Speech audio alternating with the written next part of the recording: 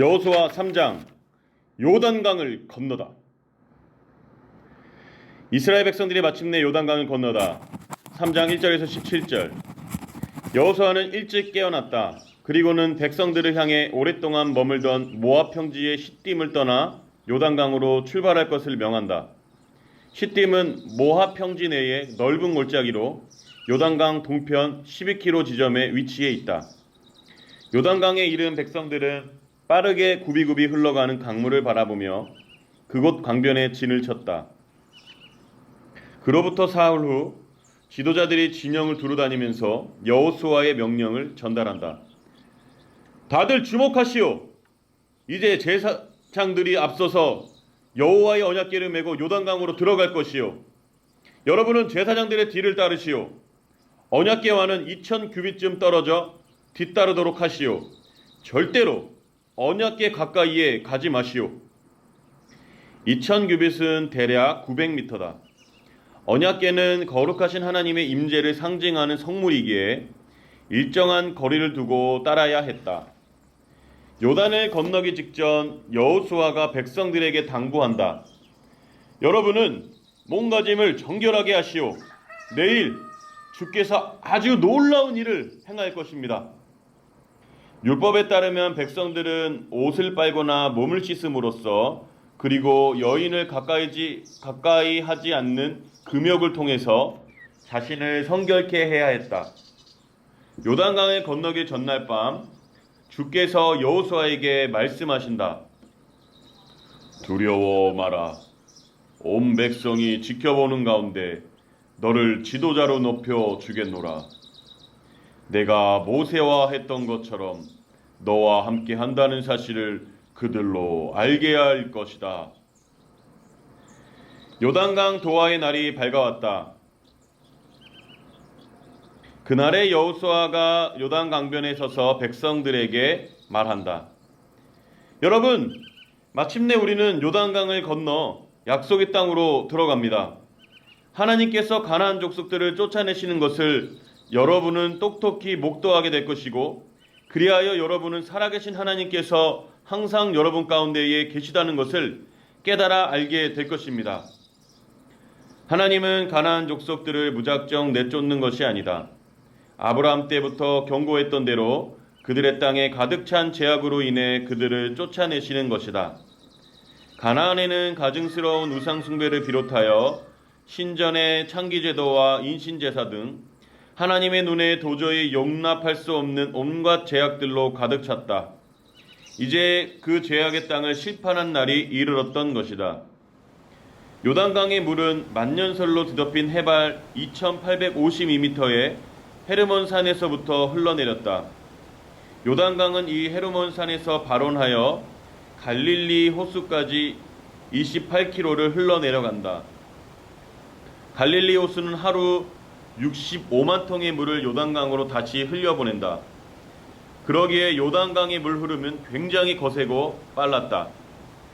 갈릴리 호수에서 흘러나온 물은 다시 해면보다 380m가량 낮은 사해, 즉 여매까지 굽이굽이 흘러간다. 갈릴리 호수에서 사해까지 직선거리로는 105km 정도지만 곡선거리로는 무려 3배나 더 된다. 요단강은 이렇게 빠른 물줄기가 굽이굽이 길게 흘러가는 팔레스타인 최대의 강이다. 이스라엘 백성들은 장막을 거두고 요단을 건널 채비를 갖추었다. 언약궤를 운반하는 제사장들이 가장 먼저 요단강으로 출발했다. 당시는 추수 때여서 강물이 뚝에 넘실댈 정도로 많았다. 팔레스타인에서 밀이나 보리를 거두는 시기는 4, 5월경. 이때는 봄비가 내리고 요단강의 근원인 헤르몬 산에 눈이 녹아내려서 강물이 크게 불어난다. 그 무렵에는 강폭이 20에서 3m가량, 깊이가 4에서 4m 정도여서 걸어서 요단강을 건넌다는 것은 불가능했다. 언약궤를 운반하는 제사장들이 요단강에 이르렀다. 세찬 강물이 강둑에 넘실대고 있었다. 제사장들은 잠시 망설인다. 이때 여호수아가 크게 외친다.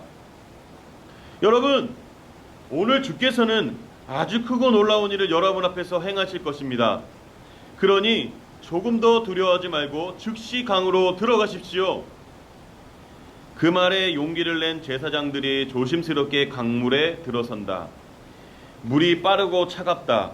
이대로라면 물살에 휩쓸리겠지만 믿음으로 단련된 제사장들이 언약궤를 메고 죽으면 죽으리라 는 심정으로 강물에 발을 들여 놓는다. 온전한 믿음의 모습이다. 언약궤를 맨 제사장들의 발이 요단 강물에 막 닿았을 때였다. 강물에 이상한 흐름이 나타났다. 이럴 수가! 하나님! 빠르게 거칠게 흘러내리던 강물이 거짓말처럼 뚝 멈추는 것이 아닌가? 아라바 바다 곧 사해 여매로 흘러내려가는 물줄기가 완전히 끊겼다. 멀리 위로 사르단 근처의 아단 성읍에 거대한 뚝이 생기더니 그 안에 흘러내리던 강물이 모이기 시작했다. 그러자 백성들이 건너려고 했던 강물은 순식간에 마른 개천이 되고 말았다.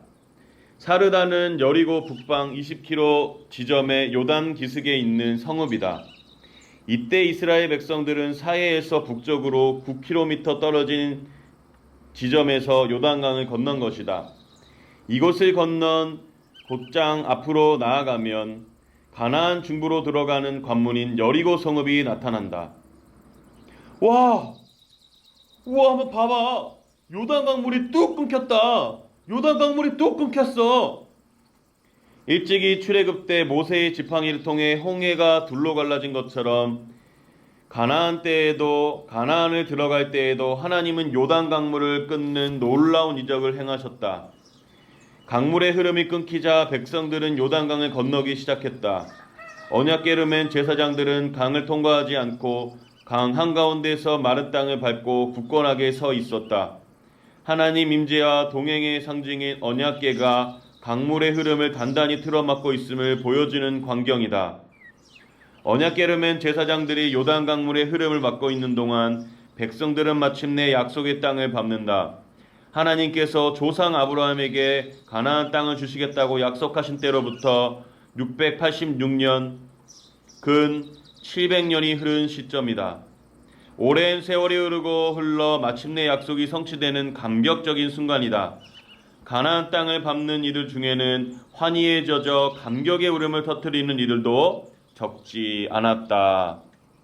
여호수아 3장 말씀입니다. 아멘.